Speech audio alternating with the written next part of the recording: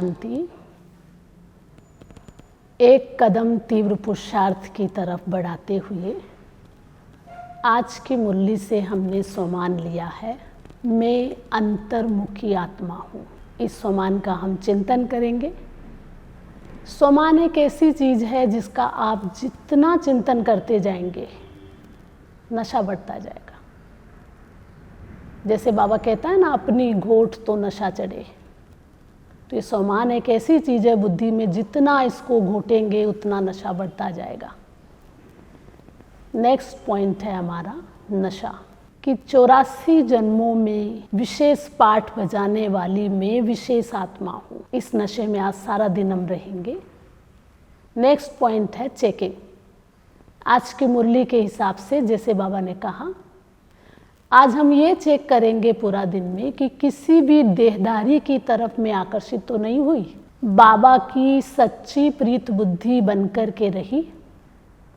ये आज हम चेक करेंगे। नेक्स्ट पॉइंट है हमारी विशेषता। मम्मा सरल चित्त थी। बाबा के शब्दों में मम्मा का बहुत निश्चय था। ये मैं आपको रमेश भाई का अनुभव सुना रही हूँ। मम्मा का लास्ट समय का अनुभव है। मम्मा को जब कैंसर हुआ तो रमेश भाई ने मम्मा को एक चिट में लिख के दिया कि मम्मा आपको कैंसर हो गया है और आप इस धरती पर 3 महीने के मेहमान हैं।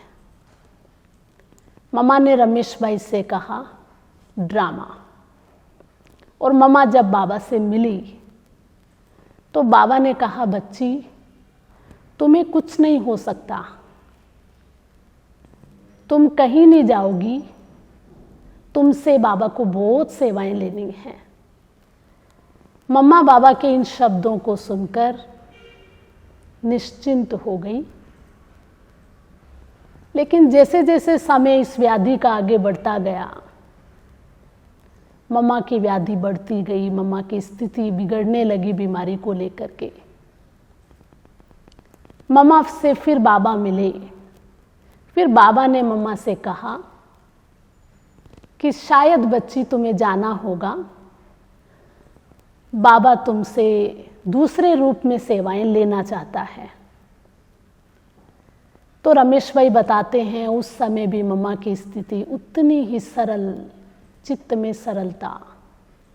मम्मा ने उन बाबा के इन शब्दों को भी सहज ही जैसे स्वीकार लिया और अपने को जैसे रेडी किया जाने के लिए। तो इतना मम्मा निश्चय बुद्धि, इतना मम्मा सरल चित्त, मम्मा की इस विशेषता को भी हम अपने जीवन में धारण करेंगे। लास्ट पॉइंट है हमारा होमवर्क। आज हम ये लिखेंगे, अंतर्मुखी रहने के फायदे क्या हैं। अच्छा, ओम शांति।